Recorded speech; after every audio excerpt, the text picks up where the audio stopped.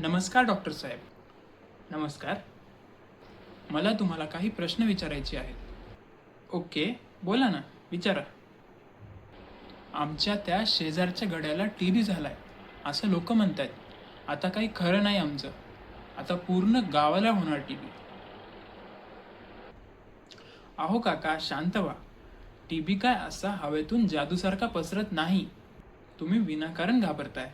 टीबीचा रुग्ण बोलताना, खोकलताना किंवा शिंकताना हवेत जीवाणू पसरतात. हे जीवाणू त्याच्या जवळच्या हवेत असतात. जेव्हा दुसरा व्यक्ती जास्त वेळ त्या हवेत श्वास घेतो तेव्हा त्याला टीबीचा संसर्ग होऊ शकतो. आणि अजून एक महत्त्वाची गोष्ट. येस, जजेस अँड ऑडियन्स, तुम्हालाच बोलतोय. टीबीचे जीवाणू अंधाऱ्या आणि ओलसर ठिकाणी जास्त काळ टिकतात. त्यामुळे घराच्या खिडक्या उघड्या ठेवा. सूर्यप्रकाश आणि खेळती हवा हे टीबीच्या जीवाणूचे नैसर्गिकरित्या शत्रू आहेत. तुमच्या घरात जेवढा जास्त उजेड असेल तेवढंच टीबीचा धोका तुमचा कमी होईल. आणि टीबी म्हणजे खानदानाचा आजार असतो ना. त्याच्या आजोबालाही होता, आता त्याला झालाय.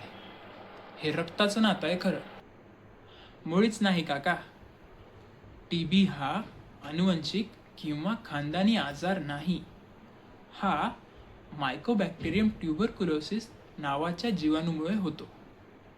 जर घरात एकाला झाला तर तो हवेत पसरू शकतो, म्हणून दुसऱ्याला होतो, रक्तामुळे नाही. मी त्याला बघितलंय, त्याला तर खोकलाच नाहीये, मग टीबी कसा झाला? टीबी मध्ये तर सारखं खोकला चालू असतो. हाच तर सर्वात मोठा गैरसमज आहे. टीबी फक्त फुफ्फुसांचाच नसतो, तो हाडांचा, मेंदूंचा, गाठींचा किंवा पोटाचा सुद्धा असतो. याला आपण एक्स्ट्रा पल्मोनरी टीबी म्हणतो. यात खोकला येईलच असं काही नाही, पण ताप येणे आणि वजन कमी होणे अशी लक्षणे दिसतात. बरेच लोक मला विचारतात की टीबी ओळखायचा कसा? साधी गोष्ट आहे. जर तुम्हाला 2 आठवड्यांपेक्षा जास्त खोकला असेल किंवा रात्री ताप येत असेल आणि अचानकपणे वजन कमी होणे, तर तुम्ही बिलकुल वेळ घालवायचा नाहीये. ही टीबीची लक्षणे असू शकतात. जवळच्या सरकारी दवाखान्यात जाऊन आपल्या थुंकीची तपासणी करून घ्यावी. पण हा डॉक्टर, एकदा टीबी झाला की माणूस संपलाच समजा ना. पूर्वी लोक मरायची याने. काका, तो काळ वेगळा होता. आता आपल्याकडे dots, directly observe treatment short course औषध पद्धत उपलब्ध आहे. सरकारी दवाखान्यात सगळी औषधे आणि तपासण्या जसं की सीबी नेट अगदी मोफतरित्या उपलब्ध आहेत. टीबी आता 100% बरा होणारा आजार आहे. फक्त अट एकच आहे, औषधांचा कोर्स पूर्ण करायचा.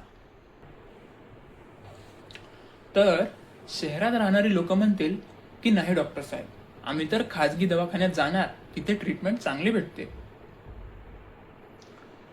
माझं ऐका, असं करू नका. दवाखान्यात मिळणारे डॉट्स उपचार हा जगातील सर्वोत्तम मानला जातो. यात प्रत्येक डोसवर लक्ष दिलं जाते, जेणेकरून रुग्ण एकही गोळी विसरणार नाही. हा सर्वात चांगला उपचार आहे. ही औषधे मोफत तर असतातच, पण ही अतिशय प्रभावी सुद्धा असतात. यांचा इफेक्ट दिसतो.